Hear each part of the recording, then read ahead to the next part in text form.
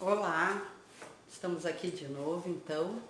Na aula passada, a gente trabalhou então com a Idade Média, trabalhamos com a Magna Carta do século XII, de 1215, com João Sem Terra, ou João I da Inglaterra.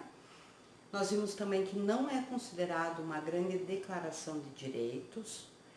Por quê? Porque beneficiava uma parte só da população, que seriam os homens livres, mas foi importante documento, por quê? Porque pela primeira vez limitava o poder do rei.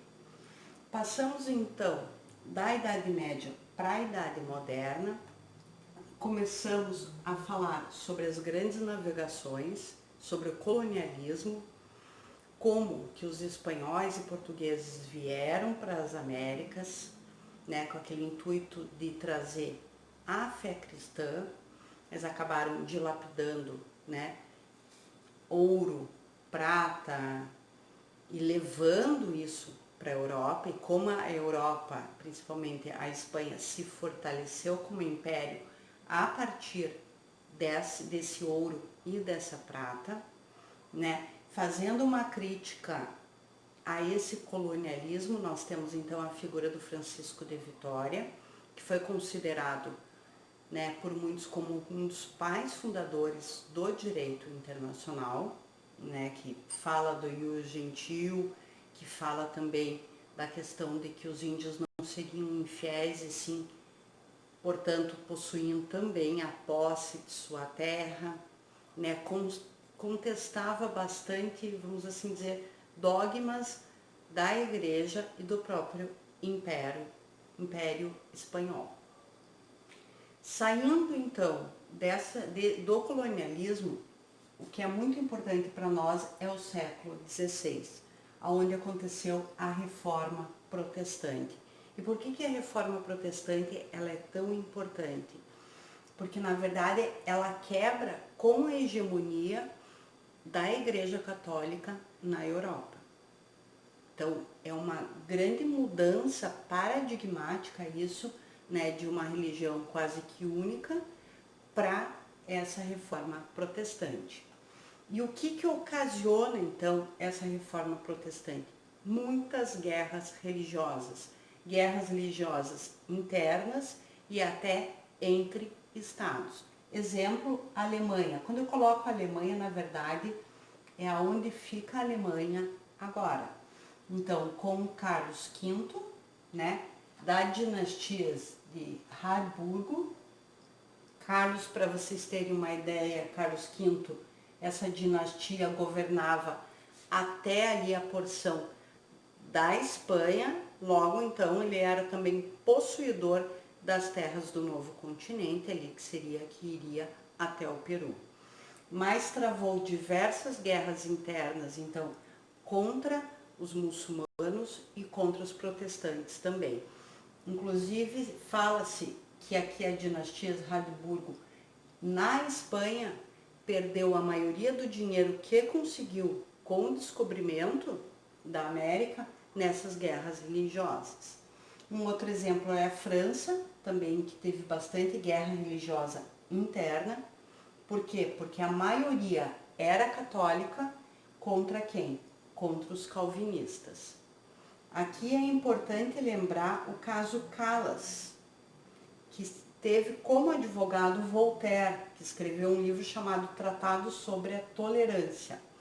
No caso Calas, acho que é um dos primeiros casos de intolerância religiosa, o que acontece? Era um senhor comerciante protestante que encontra o seu filho morto, suicídio. Mas a população, fervorosa com aquilo que havia acontecido, diz que na verdade Calas e sua família mata este filho porque ele havia se convertido ao cristianismo. Então Calas é preso, torturado na roda para que confessasse. Ele não confessa o crime, né? Na verdade ele é condenado pelo clamor público, por testemunhos de ouvir dizer. Torturado na roda, depois ele é queimado na fogueira. Depois de alguns anos, Voltaire, que era seu advogado, escreve um livro que é o Tratado sobre a Tolerância, de que fala sobre a intolerância religiosa, então, dos católicos contra os protestantes, sendo esse caso, então, portanto, um dos mais importantes para demonstrar que, na verdade, Calas era inocente, só foi condenado, torturado e depois levado à fogueira porque era, na verdade, protestante.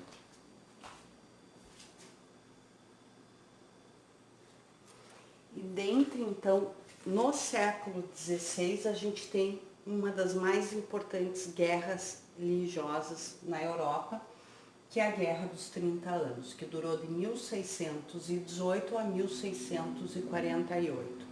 Os historiadores falam que essa Guerra dos 30 Anos foi considerada uma guerra mundial.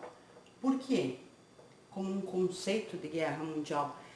Porque envolveu todas as grandes potências da Europa.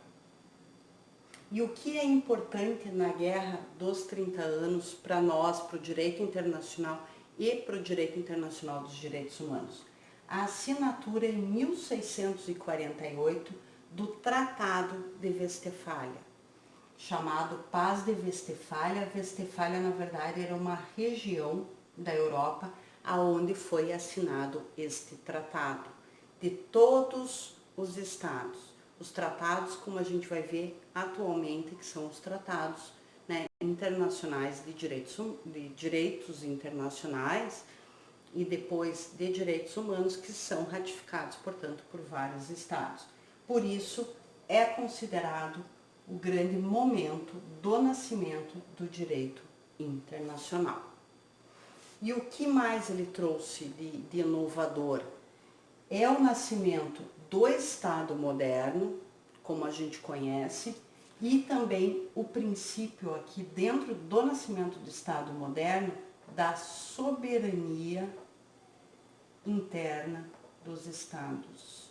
Depois nós vamos trabalhar mais com esse conceito de soberania, que é muito importante, principalmente ali dos absolutistas, dos contratualistas que falam do contrato social entre Estado e súdito, e como essa soberania é importante, inclusive, para o direito internacional dos direitos humanos, porque a gente vai ver que a Declaração Universal de 1948, ela quebra esse paradigma de Westfália. Mas por que ela quebra?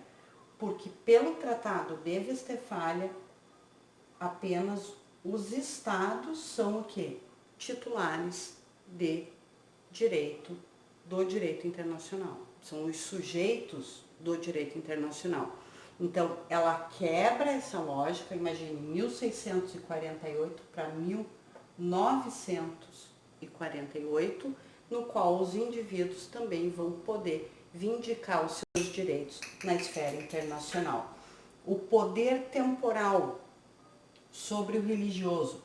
Quebra-se também aquele paradigma que vem já lá da Idade Média, entre que imperador e o Papa, essa que vem, assim dizer, da Idade Média e perpassa a Idade Moderna. A igualdade dos estados, o que quer dizer isso? A igualdade dos estados no cenário internacional. Então, todos são iguais no cenário internacional. Não há um maior que o outro ou melhor que o outro. Há uma igualdade desses estados para fazerem tratados, fazerem acordos. E também a liberdade religiosa dos estados. Os estados poderiam escolher qual religião professar. Então, isso também foi muito importante. Então, é isso, gente. Eu gostaria de terminar aqui, a gente vai falar de outros instrumentos, mas aqui é extremamente importante, então, a Paz de Westfália, para vocês entenderem a importância dela dentro do cenário do direito internacional público, e depois a gente vai ver uma reviravolta com o direito internacional dos direitos humanos. Espero que tenham gostado. Um abraço e até!